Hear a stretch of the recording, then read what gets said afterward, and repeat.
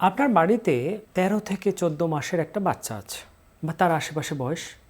তার সামনে যখনই খাবারের থালাটা নিয়ে যান তখনই সে মুখ ঘুরিয়ে নেয়, অথবা শুধুমাত্র ভাত অথবা শুধুমাত্র খিচুড়ি বা নির্দিষ্ট কোনো একটা খাবার আছে সেটাই সে খেতে চায়। নতুন খাবার দেখলেই মুখ ঘুরিয়ে নেয়। এরকম সমস্যায় পড়েছেন তো? এই সমস্যাটাকে হার্ভার্ড ইউনিভার্সিটি কি বলে জানেন? বলে ফুড নিওফোবিয়া। এখন এটা একটা বেশ জটিল নাম, কিন্তু এটার সমস্যাটা কি? আসলে আজকে বেশ কিছু বৈজ্ঞানিক পদ্ধতি নিয়ে আলোচনা করব।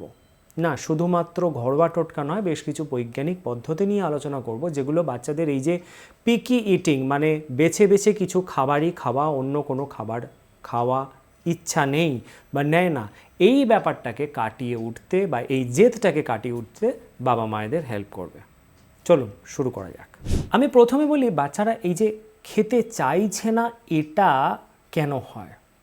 দেখুন, বিজ্ঞান বলছে ১ বছর বয়সটা যখন পেরিয়ে গেল তখন তাদের বৃদ্ধি বিকাশের যে হারটা সেটা একটু মন্থর হয়ে যায়। মানে ১ বছরের আগে, জন্ম থেকে ১ বছর বয়স অবধি যে হারে বৃদ্ধি বিকাশটা ঘটতে থাকে সেটা একটু মন্থর হয়ে যায়।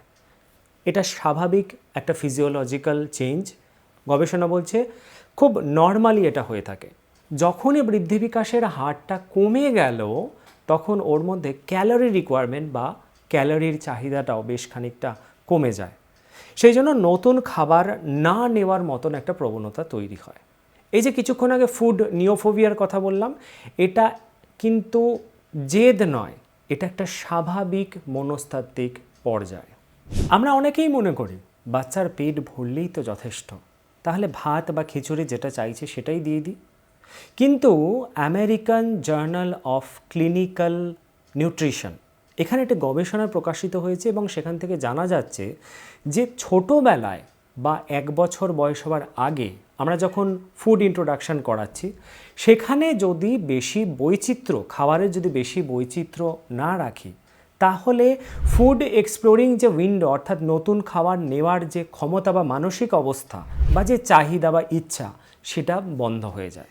যার জন্য পরবর্তীকালে একটু বড় হয়ে তার মধ্যে পিকি ইটিং বা যেটা সে নিয়েছে শুধুমাত্র সেটাতেই সে শান্ত থাকতে চায় বা শান্ত থাকে। যখনই নতুন খাবার দেওয়া হয় তখন সে সেটা নিয়ে উঠতে পারে না। এবারে আসি, তাহলে আমরা এই সমস্যাটার সঙ্গে লড়াই করব কি করে? দেখুন, প্রথমেই যে স্টেপটা আসছে সেটা হচ্ছে ফ্যামিলি মডেলিং মেথড। অর্থাৎ বাচ্চা যখন দেখবে আপনি যেটা খাচ্ছেন বা আপনাকে সাথে খেতে বসতে দেখছে, তখন তার সেটা খাওয়ার ইচ্ছে তৈরি হবে। সেই জন্য বাচ্চাকে সাথে নিয়ে খেতে বসা বা ফ্যামিলি পট, অর্থাৎ ১ বছর বয়স যখন পেরিয়ে গেছে তখন আলাদা করে ব্লেন্ডেড ফুড না দিয়ে আমরা সাধারণত যেটা খাচ্ছি, বেশি রিচ ফুড না দিয়ে সাধারণ সিম্পল খাবার যদি বাচ্চাকে শেয়ার করা হয় বা দেওয়া হয়, তখন বাচ্চার সেগুলো নেওয়ার মতন ইচ্ছে কাজ করে। বৈচিত্র্য বা ভ্যারাইটি কিন্তু এখানে একটা কি ফ্যাক্টর। অর্থাৎ বাচ্চাকে যে প্লেটে বা যে খাবারটা দেওয়া হচ্ছে সেখানে যেন রঙের একটা বৈচিত্র্য থাকে, অন্ততপক্ষে ২-৩ রকমের রং যেন থাকে।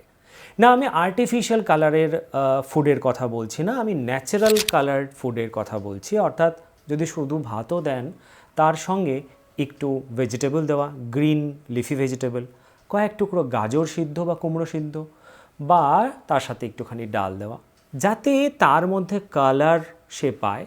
এই যে নানান রঙের কালার বা বৈচিত্র্য, এটা বাচ্চার খাবারের প্রতি একটা আকর্ষণ এবং কৌতূহল তৈরি করে। এখানে একটা গুরুত্বপূর্ণ কথা বলে রাখি, জোর করে কিন্তু বাচ্চাকে খাওয়াবেন না। খুব বিখ্যাত একটা মতবাদ আছে, খুব বিখ্যাত একটা থিওরি হলো এলিন স্যাটার থিওরি। এই এলিন স্যাটার থিওরি অনুযায়ী আপনার কাজ হলো স্বাস্থ্যকর খাবার তাকে পরিবেশন করা, আর তার কাজ হলো কতটা খাবে সেটার ডিসিশন নেওয়া। অ্যাপেটাইট জার্নালের একটি গবেষণা বলছে বাচ্চাকে যদি জোর করে খাবার খাওয়ানো হয়, অর্থাৎ ফোর্স ফিডিং যদি করানো হয়, তাহলে খাবারের প্রতি ঘৃণা তৈরি হতে থাকে এবং দীর্ঘমেয়াদ হয়ে সেটা কিন্তু বাচ্চার ওজন বৃদ্ধির হারটা কমিয়ে দিতে পারে, এমনকি ওজন কমেও যেতে পারে। খাবার দেওয়ার ক্ষেত্রে রুল অফ 15 কিন্তু খুব গুরুত্বপূর্ণ। দেখুন, আমরা অনেক সময় বাচ্চাকে নতুন খাবার দিতে গিয়ে ১ বার চেষ্টা করি, ২ বার চেষ্টা করি, ৩ বার চেষ্টা করি, কিন্তু তারপরে হার মেনে যায়। কিন্তু প্যারেন্টিংয়ের ক্ষেত্রে ধৈর্যটা খুব গুরুত্বপূর্ণ বিষয়।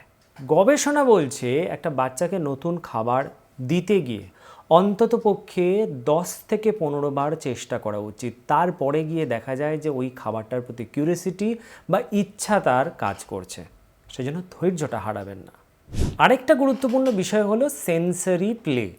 মানে অনেক সময় আমরা বাচ্চাকে খাবার দিই, সে খাবারটা সে ফেলে দেয়, খাবারটা নষ্ট করে, খাবারটা মাখে, চটকায়, ফেলে দেয়। কিন্তু একটা জিনিস জানবেন, ওই খাবারটা নিয়ে তার ভয় বা ভীতি সেটা কিন্তু নষ্ট হয়ে যাচ্ছে।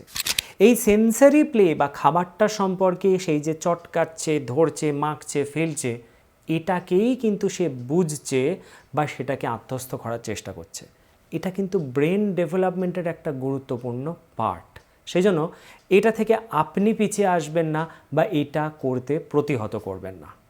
তবে একটা কথা মাথায় রাখবেন, যদি দেখেন বাচ্চার ওজন কমে যাচ্ছে, ওজন হ্রাস পাচ্ছে, যদি দেখেন বাচ্চা নিস্তেজ হয়ে পড়ছে, তার যে নর্মাল রেগুলার অ্যাক্টিভিটি খেলাধুলো করা সেগুলো নেই, নিস্তেজ হয়ে পড়ছে, বাচ্চার ইউরিন পটি করার যে সংখ্যা সেটা একদম কমে গেছে, বা পটির সঙ্গে ব্লিডিং হচ্ছে, বা কনস্টিপেশনের যে লক্ষণগুলো সেগুলো দেখা যাচ্ছে, এই সমস্ত পরিস্থিতিতে কিন্তু আর কালক্ষেপণ না করে ডাক্তার কিন্তু দেখাতে হবে।